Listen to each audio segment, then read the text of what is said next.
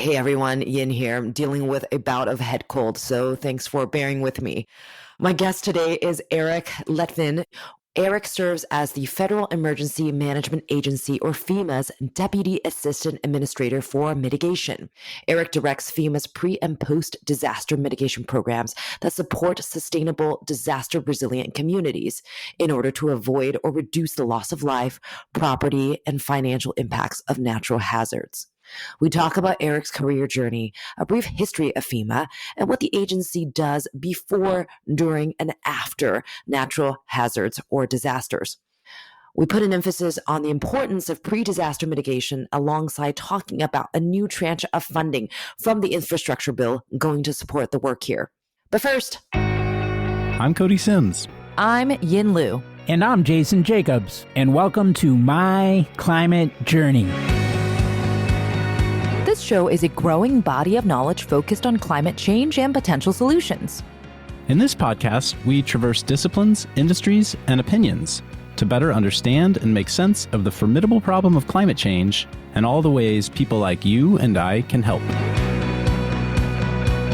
With that, Eric, welcome to the show. Thanks for being here. Thank you for having me.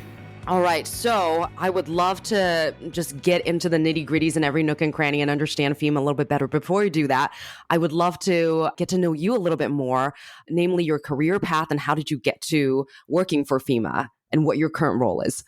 I'm the Deputy Assistant Administrator for Hazard Mitigation. So what does that mean? So I essentially lead our pre- and post-disaster mitigation grant programs that flow to states, tribes, territories, local governments to help make them more resilient. I'm also responsible for floodplain management. So that's one of the three legs of the stool of the National Flood Insurance Program, which are essentially how to build in floodplains, what is required of construction in floodplains. I lead our mitigation disaster workforce. Those are my three groups that I have here. How did I get here? Well, it's interesting. I graduated college as an engineer and started in consulting. You know, in college, they teach you how to build things, roads and bridges and culverts and buildings. And when I started in consulting, the firm I worked for had a small contract with FEMA doing post-disaster assessments. So we'd go out after hurricanes or tornadoes and learn how the built infrastructure performed. And that was fascinating to me to see that although we think we know how to build things, there's always things we can learn to improve codes and standards. And so after that, I became really hooked on hazard mitigation. So I was in consulting for 16 years and joined the federal government about 13 years ago at the National Institute of Standards and Technology doing their post-disaster research. And then I got called to the White House. I was the Director of Hazard Mitigation and Risk Reduction Policy in the Obama administration within the National Security Council. So I helped lead several natural hazard executive orders, including one on the flood risk management standard. And then after I was done there, after 2.5 years, I joined FEMA. I've been involved with hazard mitigation my entire career, a little over half in the private sector and now about 13 years in the public sector. I would love if you can give a brief history of FEMA and how the agency was started and what the general structure of the agency is today. The agency was started in the 1970s. The part that I work for really came about with flood mapping and flood insurance. It used to be HUD that had the floodplain maps, and then that got transferred over to FEMA when FEMA was stood up. So it was stood up as an independent agency. The programs we have now, it's grown, but essentially it's a lot of the same programs we've had since the beginning of the agency, helping with public assistance, individual assistance. Hazard mitigation is a little bit more recent, but going back with floodplain management, that goes back 50 years. So FEMA was an independent agency, and then after 9/11, when Department of Homeland Security was stood up, FEMA was brought into Department of Homeland Security. So we are part of, and have been part of the Department of Homeland Security now for well over 2 decades. So our mission is pretty simple. It's an awesome mission. It's something our staff can really rally behind. It's helping people before, during, and after disasters. What better mission is that? I get involved both before disasters, helping communities become more resilient, helping ensure that they understand their floodplain management responsibilities, and after disasters, when a lot of funding is available, how can we, like in Puerto Rico after Hurricane Maria, how can we take the mitigation dollars that are made available and help make the community, the island, more resilient? Power systems and hospitals and public buildings and individual homes. So that's essentially what we do, is working with communities to help them prepare for the next event that's going to hit, and helping, especially with climate change. A lot of people see us as one of the go-to agencies to help with climate. You've said the word mitigation and resiliency. Did those mean different things to you, or are they interchangeable?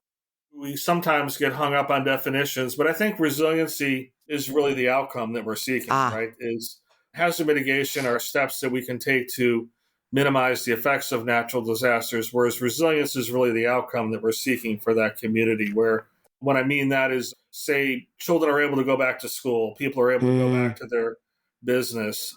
There may be some debris in the streets from the river, but their homes are dry, their school is dry. They're able to quickly go back into that community and resume normal operations. So I think resiliency is really the outcome that we're seeking through a lot of our various programs that we have at FEMA. I'm curious what FEMA's definition is of natural disasters or natural hazards. Can you talk about what that encompasses and maybe how that has evolved over the past decade or two, given the effects of climate? So traditionally, when we have a hurricane or a flood, we have what we call notice events, where we have some idea from weather forecasts there's going to be a tornado outbreak or a high threat of wildfires. And then we have no notice events like earthquakes, obviously. So the traditional natural hazard, natural disaster is when that happens, the governor of that state or tribe or territory will submit a letter requesting a federal disaster declaration up to FEMA. That goes into the White House, and if that's approved, that really opens the tap for not just FEMA, but all the federal government to provide the response for that particular disaster. How it's changed a little bit in recent years is our administrator talks about how we've essentially become the nation's 911. And that's our role, is to really embrace that. So things like the Flint water crisis from years ago, or the saltwater intrusion that's happening down in the Mississippi River, we've actually, for terrorist events, we've been turned on, obviously, after 9/11, even the Oklahoma City bombing, space shuttle disaster. So these are, certainly events that happen, but they're not truly caused by Mother Nature. And so we've been asked to step up and do more and help in different ways. And we've embraced that because we have a workforce that are trained in emergency management. And so a technological hazard like a train derailment, the way that that's handled by state and local governments is really similar to a natural hazard. So we've really embraced that challenge when asked to step up and handle some events of that nature. I was poking around on the FEMA website, and the motto of FEMA really stood out to me. It's Pace ac bello merita, which means service in peace and war, and how the agency really helps in all types of emergencies, regardless of how they came about or the gravity. Whenever something happens and people need help, FEMA is there. I like the framework that you laid out, where FEMA steps in pre, during, and post disaster. And what you just talked about is when a disaster happens and the folks from the territory, the state, or the tribal lands sends in a request requesting federal assistance. But what happens pre and post? If you can take us through, what is a general playbook like? And let's pick a frequent type of disaster, floods. What happens pre-flood and what happens post-flood in your world? FEMA does require every state and local government to have a hazard mitigation plan, and they're updated every 5 years. And the community you live in the United States, if you Google that community and hazard mitigation plan, typically you'll find it pretty easily. And that plan is required to identify the hazards that could affect the community, those risks, and what is the community's plan to address them. A lot of communities will use that hazard mitigation plan and other type of planning documents to apply for grants. If you know you have an area that's flooding in your community over and over for whatever reason, it was built before we had flood maps, or it's an undersized culvert, or if you look at the National Climate Assessment, we're seeing increased rainfall, increased river flooding. So it's an area that a community knows needs to be addressed. So pre-disaster, they can apply to us so let's talk flooding. That's really the bread and butter of what we do. We fund a lot of local stormwater type projects, culvert improvements, roads, flood walls, levees, stormwater management, dams, things of that nature. And we also work with homeowners. We elevate homes, we acquire homes, we build small levees, things of that nature to mitigate that threat. So pre-disaster, those communities can take that plan and other documents and apply for our grants to address that. That's the real story, is when the floodwaters rise and you see vacant land or elevated homes, and those homeowners have minimal disaster suffering. And that's really the success of mitigation. Same thing happens post-disaster. So when there is a federal declaration, depending on the severity, we can talk, say, Kentucky last year. I went to Kentucky. We had extreme flooding there. So people get flooded, whole communities get flooded, and they can tap into our post-disaster mitigation grants. Those go right to the state, and the governor, he or she, our tribal leader, gets to set those priorities. So they'll work with their local governments to decide, okay, we're going to give this amount of money to this community, and then that community can use those dollars for whatever purpose. As long as it's eligible within our programs, they can use those dollars how they see fit to help them rebuild after an event. We just talked about flood and what happens pre-disaster and post-disaster. What about other natural hazards that are becoming more frequent? Fires, for example, hurricanes. What did those playbooks look like? Let's talk wildfire, for example. We spend around 1% of our mitigation grant dollars on wildfire. And we know from the National Climate Assessment, what we've seen in the last even 4 or 5 years, wildfires certainly represent a much greater percent of risk in our country. And so that's something we're really trying to work with.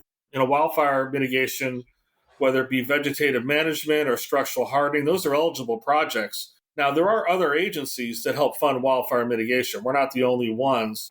I'd say the U.S. Forest Service within Agriculture and Department of Interior, we work closely with them, and they do fund a lot of wildfire mitigation. So climate change is causing more disasters. There's a famous graphic that everyone uses at conferences from NOAA. It shows the number of billion-dollar disasters, and that trend is going up pretty steeply.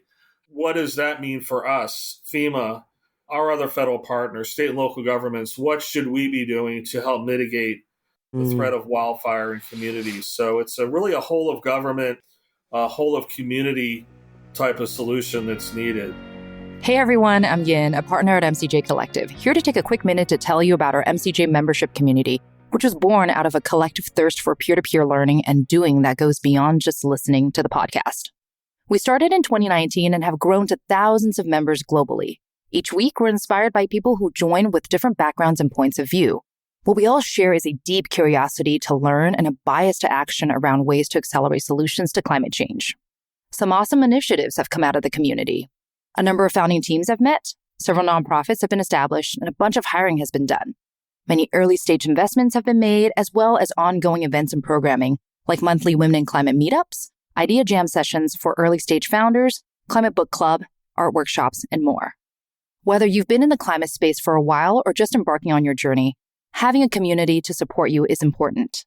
If you want to learn more, head over to mcjcollective.com and click on the Members tab at the top. Thanks, and enjoy the rest of the show. I want to touch on the graphic that you just mentioned. It is a graphic I've seen as well. Billion-dollar disasters. How many have we had in 2023 already? As of November 8th, there's been 25. 25 $1 billion climate disasters this year so far. That is wild. 1 drought event, 2 flooding events, 19 severe storm events, 1 tropical cyclone event, 1 wildfire event, and 1 winter storm event. Overall, these events have resulted in the deaths of 464 people. Wow. So FEMA has an annual budget of around $30 million a year, roughly. And I'm assuming that looking at the sheer number of $1 billion disasters, that budget covers a lot of those costs. But I wonder if there are other agencies that also chip in helping with disaster relief and what that looks like. And I wonder how that budget breaks down and what percentage or what portion of that budget is going to the pre and post mitigation work that you're doing. The way the process for your listeners, I think this would be helpful. When an event's occurring, let's say there's a hurricane that's coming up, the west coast of Florida, like Hurricane Ian, the state and local governments will turn on their emergency operations center.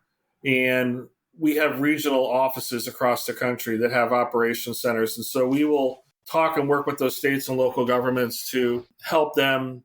Even before a disaster declaration happens, we're talking emergency operations center to emergency operations center. When there's a big event like Hurricane Ian, we'll stand up our National Response Coordination Center here in Washington, D.C., and you'll typically see the FEMA administrator on the Weather Channel or CNN or what have you taking interviews from that room when that stood up. So we're coordinating ahead of time on helping understand what the effects of that storm might be, running models, trying to understand where we need to put commodities like food or water or staff. So when there's a declaration, and I worked in the National Response Coordination Center during Hurricanes Harvey, Irma, Maria, I had the night shift from 8 p.m. to 8 a.m. That was quite interesting. What essentially we are doing is helping them with their unmet needs. Do they need supplies to help shore up a hospital? Or do they need power poles? Do they need cell phone towers? Do they need sandbags, food, water, commodities, infant toddler kits? And so once that happens and there's a declaration, we have all the different federal agencies, including Interior and Agriculture, including Department of Defense, sitting with us in that room.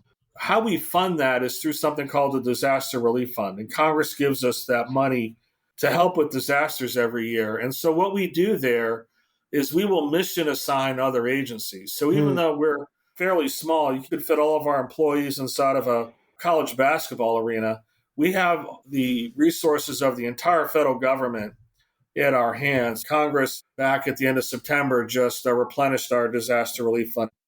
Separate from the disaster relief fund, I believe Congress also earmarked $7 billion for a lot of resiliency work that's happening within FEMA. Can you talk more about that? The $7 billion that we received from Congress in the Bipartisan Infrastructure Law, a good chunk of that actually goes into the programs that I'm responsible for. So the Bipartisan Infrastructure Law gave building resilient infrastructure in communities $1 billion over 5 years. It gave our flood mitigation assistance program $3.5 billion over 5 years. And then we have a new program that was funded called the Safeguarding Tomorrow Through Ongoing Risk Mitigation Act. That's $500 million a year over 5 years. Building Resilient Infrastructure in Communities grant program, that is our pre-disaster grant program. And so states, tribes, territories apply for that. So a flood project in Maine could compete against a wildfire project in Oregon or a tornado safe room in Oklahoma. So for the most part, those dollars are competitive. We fund the best projects, given the amount of funding we have every year. Flood Mitigation Assistance Program, that program is aimed at the structures in our National Flood Insurance Program that get flooded over and over again, and we're paying claims out. It's trying to get those structures mitigated. When I say mitigated, it's typically acquired or elevated. That new program, Safeguarding Tomorrow, so that's like a revolving loan fund where essentially FEMA would fund a state, and then that state will run a loan program with their local governments to fund mitigation activities. So that's really like a one-time plus up. Those programs existed before the revolving loan fund was new, but that law essentially said, hey, FEMA, we're going to put more money into hazard mitigation, pre-disaster hazard mitigation. Those programs got a big slug of funding that we're making available. Eric, can you give any examples of what communities have been doing with that money so far? So we funded microgrids. We funded various types of vegetative management for wildfire. We still fund a lot of acquisitions, elevations of structures. Some of the things we're very proud of is the amount of dollars that are going into disadvantaged communities. And we've done pretty well with nature-based solutions. We funded hospital retrofits, and we've undergrounded power lines, and we have a list of all the projects up on our webpage. It's hard for me to hold up a single project. They're all so good and they're so diverse. We're really proud to see communities taking advantage of this funding. We still fund about 70% of our projects are flood-related. The sheer amount of times that you've brought up flood had made me realize how much I haven't been thinking about floods, but how much of a present issue it is. So maybe we can look into the Flood Mitigation Assistance Program and learn more about that, given that is almost $4 billion of money that is being earmarked. I'd love to learn more about the history of the US and floods and the direction that has taken as climate change has happened, and what problems are we seeing now that we haven't seen before. Wow, there's so many great questions there. So most people don't know that FEMA is I think the largest single casualty insurer in the world. So our flood insurance program, we have roughly 4.8 million policyholders. And so that was created by Congress back in the 1960s, where there was a small private market for flood, but essentially, if you want a flood policy, and that is required by your bank for properties in the floodplain, you come to FEMA for that policy. Back when the flood maps were created, roughly in the 1970s, mid 70s, we had a lot of structures that were built before the 70s. And there's a lot of people living in those structures.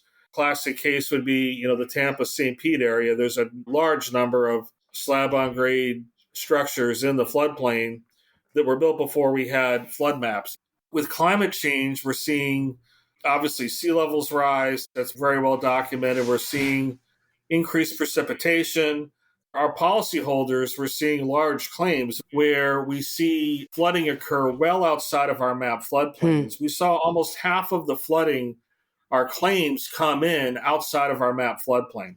The map floodplain is where you are required to have insurance.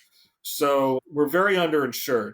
So if we go into some of these communities that have a lot of floodplains, we're lucky if we see 15 or 20% of those structures in the floodplain that are insured. So the Flood Mitigation Assistance Program is directed at those properties that are insured. We see a lot of those properties coming in from the states that have a lot of policies are Florida, Texas, Louisiana, North Carolina, California, New York, New Jersey. That's where the bulk of our policies are. We're seeing a lot of these older structures that are getting flooded over and over again because of climate change and increased urbanization and future risk. This program is helping address the thousands, if not millions, of structures that were built before we had flood insurance maps that were required to be properly elevated. So, with climate change, we're just seeing more and more Kentuckys and Vermonts happen every year, and that contributes to those billion-dollar disasters. And that creates a stress on our national flood insurance program. So I think what Congress was saying is, hey, here's some money. Let's try to get these structures properly mitigated. What technologies have you leveraged in learning more about what the present state is of floodplains and flood risk? For flood mapping, and that's an assistant directorate, I know that we've acquired a large amount of LiDAR across the entire country, and we get roughly $300 million a year to update our flood maps. So we try to prioritize areas that either have older maps or increased urbanization or a big population change, and we try to prioritize those areas where we spend that $300 or so million. But using technology like LiDAR and advanced flood models to help produce better flood maps. And what a lot of people are asking us to do, originally we created flood maps for the purpose of determining who was required to have flood insurance, but communities use those maps to help communicate risk. And so what we're working to do is to put out additional layers of data, advisory data, showing, okay, here is your 500-year or 0.2% annual chance flood. So people that are maybe not in the mapped floodplain for insurance purposes, but still have flood risk. And with climate change, we're seeing flooding occur well outside of our 1% annual or 100-year floodplains. And so people are hungry for that data. And we're using that funding that we have to make those maps available for people to understand the graduated risks that they face. Just because they're not in the map floodplain does not mean they don't have flood risk. Are there corollaries that port over to wildfire risk as well? Just seeing that the wildfire risk areas from 30 years ago are probably a lot bigger now in comparison. What can we learn from what we've been doing with floods to wildfires, if anything?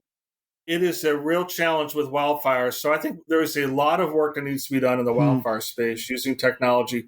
The challenge with wildfire, there's a map that's put out every week called the National Drought Monitor. Just west of us, where I live near Washington, D.C., we have a tremendous number of fires out in West Virginia that actually affected our air quality today. Wildfire risk changes. It changes with winds, it changes with soil moisture, it changes with fuel load. And so a wildfire risk map is very dynamic. It's not the same from one week to the next, which makes mapping and understanding that hazard incredibly challenging. I know California and some other states are trying to work hard to produce some better wildfire maps. We don't have wildfire risk maps like we do for flooding. Flooding, we can model how much rain will fall and then how much of that rain will flow into rivers that will flood communities. It is much more challenging when you have a 50, 60 mile an hour wind that are blowing embers 2, 3, 4, 10 miles. How do you model something like that with shifting winds and soil moisture?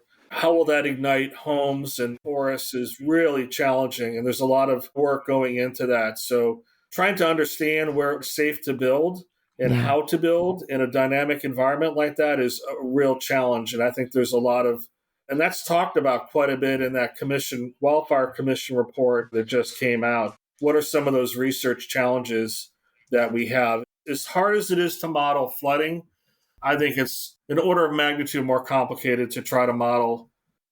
We talked about floods, we talked about fires, and all of those things are happening in the context of the cities and the places that we live. And so curious what your thoughts are on how our built environment should be preparing for more frequently occurring natural disasters. It may surprise you. I work a lot with our partners in Canada. They have a national building code in Canada.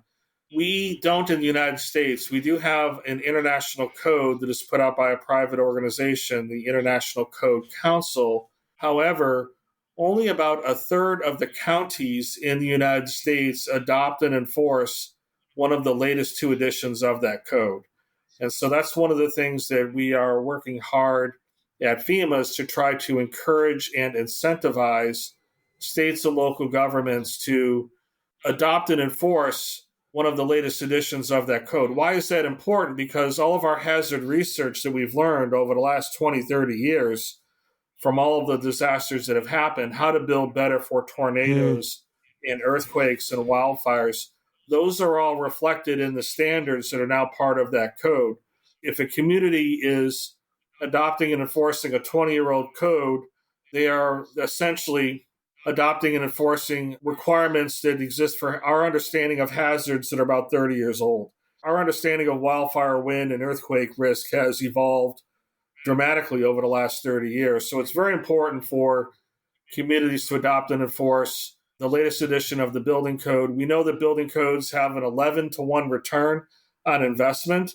We have a lot of data that shows that communities that adopt and enforce a strong code are more resilient and have less suffering and less damage. So that's something we have a lot of work on collectively, in my opinion, in the United States. We're doing a lot in the federal government to help promote building codes, but there's a lot of work that we need to do to increase that number beyond about a third to have state and local governments adopt and enforce the latest edition of the building code.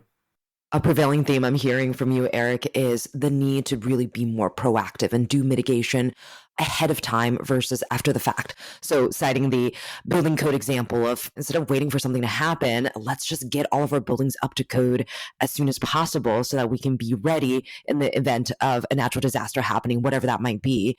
The new tranche of funding that we're seeing from the infrastructure bill to FEMA is following that same trend of can we put more money to pre-event versus post-event mitigation? So essentially, a community needed to be hit by a major disaster in order for mitigation dollars to be made available. And that obviously isn't ideal because that community is going through the stress of recovery, trying to rebuild. It's much more ideal, as I mentioned, to take those hazard mitigation plans and make them actionable. Those additional dollars that they gave us, I think Congress agrees with us that we need to spend more pre-disaster. Let's not wait for an event to occur and have dollars flowing out of the disaster relief fund and have disaster suffering. Let's get those structures mitigated. So it's still only 10 to 20% of our overall hazard mitigation portfolio, but with the BRIC program and the additional funding, those numbers will increase. And I hope to see them increase where we're spending more dollars pre-disaster than post-disaster. Add on to that question, are there key lessons that you would cite that we've learned from previous disasters that's helped us think about moving more dollars to pre-disaster? Well, I think we like to call them mitigation success stories, and they don't always make the news. But one example I like to talk about is the Texas Medical Center down in Houston. That was hit by Tropical Storm Allison way back in, I believe, 1999, and that freed up a lot of mitigation dollars. It's the largest medical campus in the world, I believe. And during Hurricane Harvey, the entire campus was surrounded by water. You couldn't get to the campus, so the people that were there had to essentially sleep there and stay there until the floodwaters receded. However, that medical campus was operational during the entire event. It had power. Those buildings did not flood because of the mitigation work that we did. Those are the outcomes that we like to see, where we see a future event hit an area that we properly mitigated, and we keep that hospital complex operational, which is obviously hospitals are very important for public safety and life safety during and after a flood event. So those are the outcomes that we like to see with our mitigation dollars. And let's do more of that. If we know that we have medical campuses that are vulnerable to flooding, we saw a lot of that happen after Hurricane Sandy in New York City, New Jersey. Let's get these campuses mitigated now so that they provide the essential services that communities need during and after an event. That's well said. Before we wrap, it sounds like there's two resources that you've cited a few times for anyone who's interested in diving deeper. One is the Wildfire Commission report that was co-authored by the USDA and FEMA, and the other is the National Climate Assessment. The National Climate Assessment, the fifth National Assessment, came out this week. My advice to my staff and my advice to your listeners would be to read. A lot of these reports, there are webinars and Q&As with the authors. There is nothing better. A lot of time and effort went into these reports by a lot of smart people. I encourage everybody just to, even if you skim through parts of it, just read these reports. You will learn so much. I look at the National Climate Assessment. I'm an engineer. This is what the scientists are telling me is going to happen. So I work in emergency management. It's my job to help communities prepare for natural disasters. That report is kind of like a roadmap as to what's going to happen. So it's my job to use those mitigation dollars and work with communities to help them understand their risk. And let's take steps now to minimize what is likely to happen at some point in the future. Great. I think that's a wonderful note to end on. Eric, thank you. This goes without saying, but you and your team and all of FEMA is doing incredible work that is helping us as a country become stronger in the face of changing climate. And thank you for coming on to the show today. Thank you for having me. Thanks again for joining us on the My Climate Journey podcast.